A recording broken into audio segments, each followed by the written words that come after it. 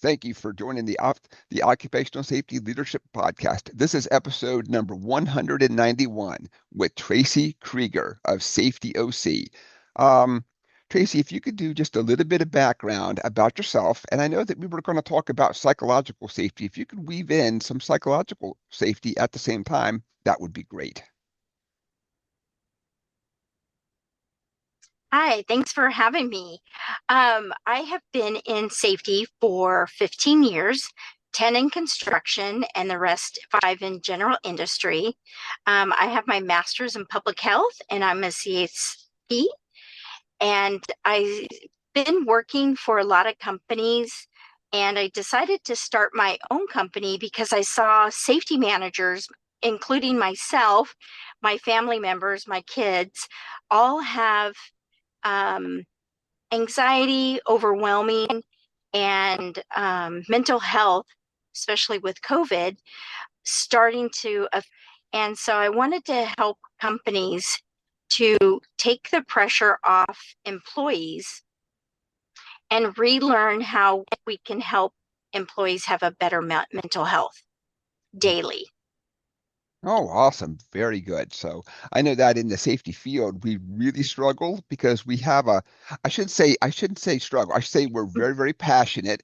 And when you're passionate, a lot of times you really end up taking things personal. Like when somebody's hurt, you start to second guess yourself. I could have done this. I could have done that. What if I chose to work on this project as opposed to I got to work on something else?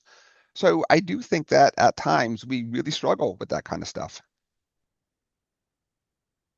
Yeah, I like how you said passionate because I think even in operations or whatever job we're doing, I really believe employees come into work not wanting to get hurt. We're really passionate about our job. We want to do a good job. And we just take so much on pressure at work. And I think right now in the world, everybody's a little bit stressed or have anxiety in the world. And so we need to come together and value employees and take care of employees.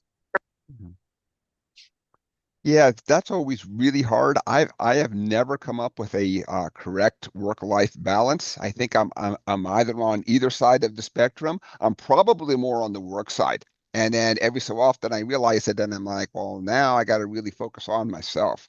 So I could definitely see where that would be really hard to come up with a balance out there.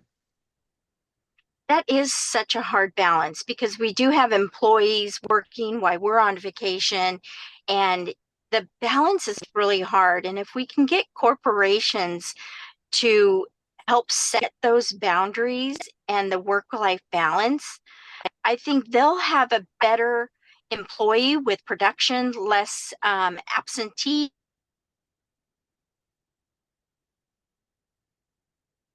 And I think if we can just change how we're doing things at the corporate level, I think the corporate and employees will be much happier because we got to have the work life balance or we're going to all just kaput out.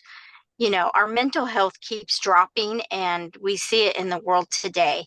We just got over Suicide Prevention Month. Construction is really high in percentage for suicides, and it's just really awful to see, especially for us safety professionals. We're so passionate about what we do. We really love people, and Yes, yes. I have never met a safety professional that got into it to get rich quick and that retire at 40. It's always been something that they wanted to help people, and so they typically chose this route. I have heard of a few folks who, during a layoff, of course, was offered this job, and then they fell in love with this whole thing. But yeah, that's definitely it's a I think of safety as a calling and not really as a career out there. Uh, and so I know that we just started diving right into it. I'm just starting to hear about psychological safety. Could you do just a little 10,000 foot overview for those much like me that's only just kind of um, heard a little bit about it, but I don't really know enough about to even talk to others about this whole thing. Yeah, so psychological safety really comes down to like when people get injured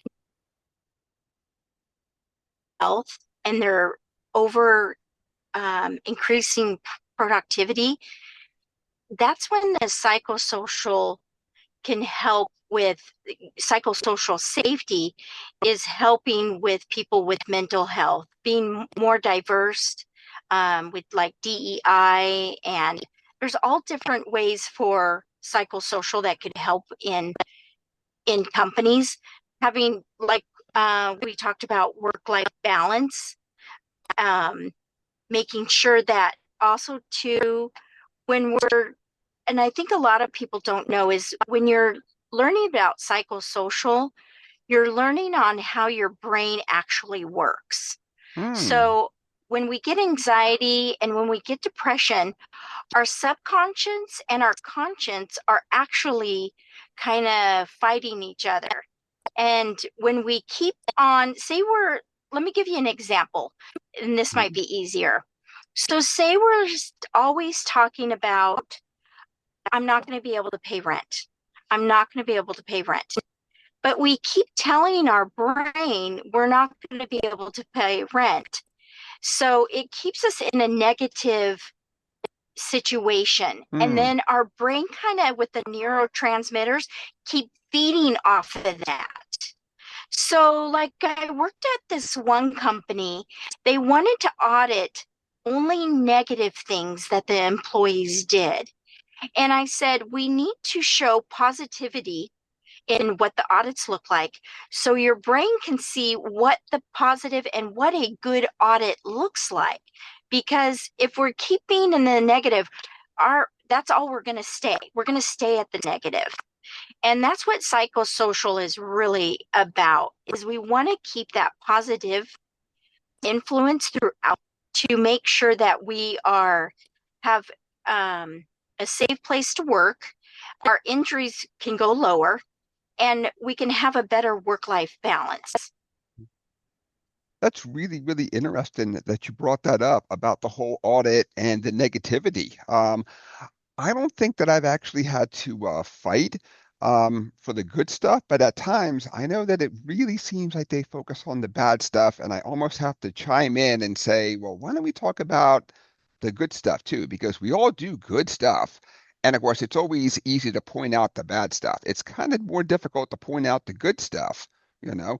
So that's really, really interesting that you had to actually say we have to focus on the good stuff too.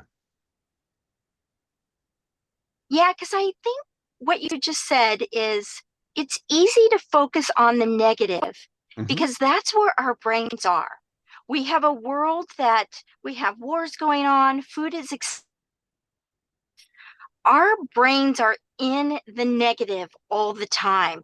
We actually have to force ourselves to look at the positive and keep us positive. So that's when like I go to my employees and we have a meeting. The first thing we start off with was is what is positive things going on? What are some affirmations for each other? We have to get into a different mode of how we're talking, how we're speaking, how we're doing everything because negative comes so easy and we have to work at the positive. Hmm. Hmm. Yeah, I just had a little flashback. So I started off as just a young bald-faced boy in the army, and all that. And then I got out because I was not ready for that life, of course. But the one thing that they really stressed in us is that, like it's okay to complain and that kind of stuff, but you only complain up. You never complain down to anybody. So, Mm. and of course, that has almost nothing to do with psychological safety, but they really did a good job of like almost like, yep, well, when things are bad, things are bad. We don't talk about it, except if you're going to talk about somebody to a higher rank and maybe they can solve it. So when I think about it, that's a really Oh, I like interesting that. way to take away because a lot of times it's raining, it's snowing, you're hungry, you're miserable. Nobody says anything. Now, if the boss comes, they'll talk to the boss, Yeah, but they won't say it in a big group. I wonder if that's like a little bit of that's happening in the workforce as well out there, or maybe they don't feel comfortable talking to the boss, but they feel really comfortable talking amongst themselves. I think You you're know. right. I think they do because when we hire employees, Hmm. we're not giving time for the employees to um, earn trust with us because we have to earn trust. So when they talk about the little things and we keep earning trust with them, then they'll be able later to come with the harder stuff with us when they're burnt out or a family member died or whatever the cause may be that their mental health is dropping. Is we got to start first to really set a safe place for people to come talk to. Hmm. Hmm. I like that you brought up that you So I like how they did that. Yeah, I like that you Oh, brought go up ahead. that you have to kind of build that rapport with people. And I think part of it is being honest with folks too. When there's a something that has to be addressed, it doesn't mean that it's not important, but there's a lot of things that have to be addressed, and so they understand that. But if you can't go back and say we're going to get to it eventually, and it's on a list and all that kind of stuff, then they feel that they have not been heard. You know. Yeah, we have to be, as managers and leaders, we have to be authentic because we always say, "Oh, how are you doing?" And you say, "I'm fine." Well, that really kind of shuts the level off of a communication when a lot of people aren't fine, but they don't want to talk, like you were saying. Hmm. They don't feel confident and stuff. So we kind of need to ask different questions instead of saying, I'm fine. Like, is something happen fun for you today? Or do you have something fun going this weekend? Or, and try to just be authentic, when you're being vulnerable, they'll be vulnerable. Hmm. Hmm. Kind of like as a manager, you have to walk the walk. Oh, yes, yes, yes. Well, that is very interesting that you brought that up because I see at places where sometimes people are coming up through the ranks, and so they've already kind of earned that trust with others around them. Others are brought in, and so of course it obviously takes longer. And like all things, some people are just a little hesitant at first, and then they really have to almost have to be one over, and then they're ready to talk to folks.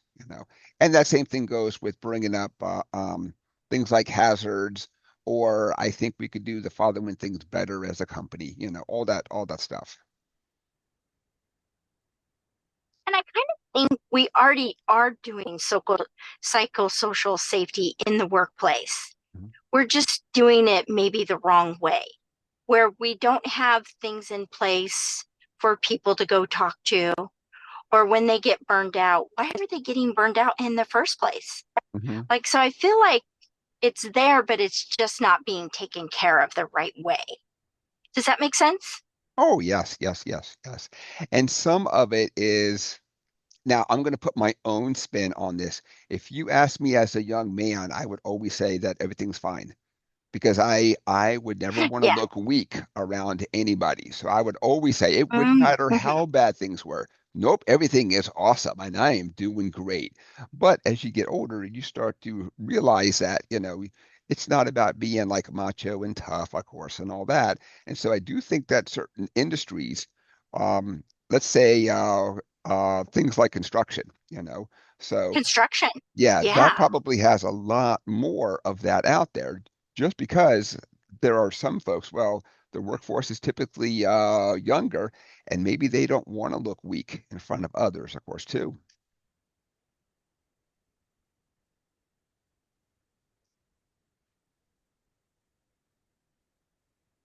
So then I also kind of thought about that I consider myself to be almost like the person in charge, even though I'm not many times because I am a one man show. that I also think that, well, if they see me complaining, then that almost kind of gives them a license to just complain and bitch, and the world is coming to an end and all that. So I also still struggle with that whole thing too a lot. Um, Well, it's easy. It's easy to do that. And it's easy to get into that group where if they're complainers, then it's easy just to go along with it. But I think that's where we have to stop and learn about our brains and teach each other how our brains actually work with the psychosocial, staying in that negativity. And that's where we can teach all our employees on if we're staying in that negativity, then that's we're not going to grow. We're not going to not be burnt out. We're not going to be depressed. And so mhm, it's just a different way of thinking daily, and that we mhm, have to reach out to others to let them know we know that it's tough. We're not saying that it's not tough. We're saying we just need to think about things differently. mhm, mhm. Can you think of any strategies that you've run across? For myself, I really think exercise helps me, but minus that, I don't know if I've ever really found anything that I could put my finger on and say, oh, that's something that helps, you know. So I've been doing every day. I wake up and then I do it maybe at lunch and then maybe right before bed. I go to bed or I think about maybe five things that I want to work on. Mhm. So right now is like getting clients. Instead of saying I'm not going to get clients or I'm struggling to get clients, I'm going to get clients. Does that make sense? Mm-hmm. It's how Mm-hmm. we're telling ourselves if we're, oh, we're not good enough or, we're not going to get clients. We're going to get clients. And that's going to change our mind on how we're going to get clients. Is that confusing? Oh, well, So I could do another example too, where like I said, I think before I wasn't sure if we were recording on. I'm not going to be able to pay my bills. mhm, Is a negativity. I'm not going to be able to pay my bills. I'm not going to be able to pay my bills. And now what we need to teach ourselves is I'm going to be able to pay my bills. I'm going to be financially okay. It's just the mindset of how I've been teaching myself every day on how I change the way I think. And then when I go to my employees, I make sure we start off the day with positivity.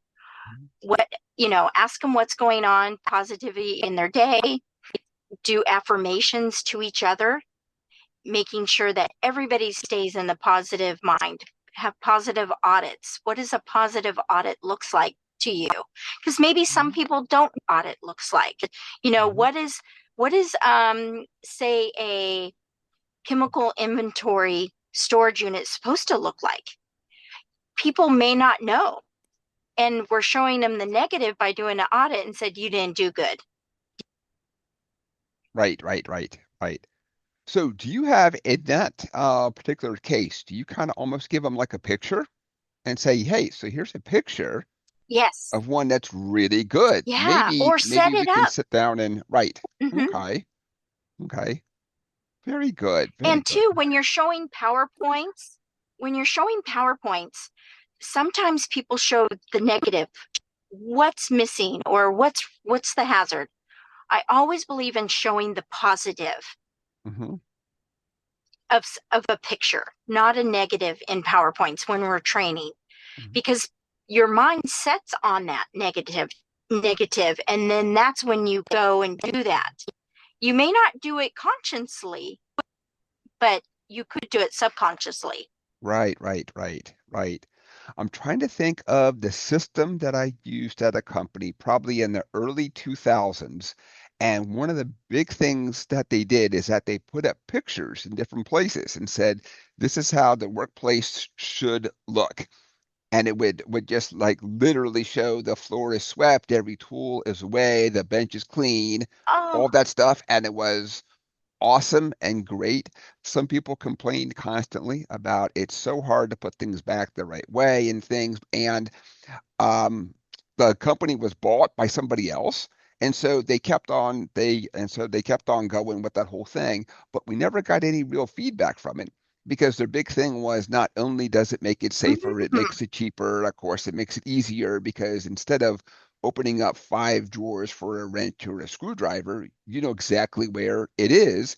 And they also did a really good job of like literally painting the tools onto the wall so that you knew if a tool was missing, well, a tool is missing. It goes right back there. It should be blue. It matches the blue in the wall, and the wrench should be right there. And, you know, I really thought that it looked awful at first, but it took a couple of days, and I was like, wow, this is really a good system, you know.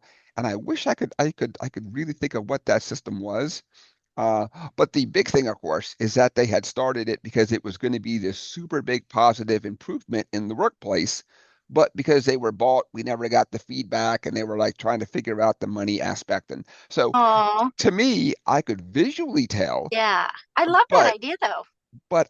I like to Yeah. have data because it's it's hard to say that you feel Yes. good because you want to say I felt good and the cost benefit was there. It's kind of hard to say I felt good, but we bankrupt the Yeah. company, you know. So Yeah.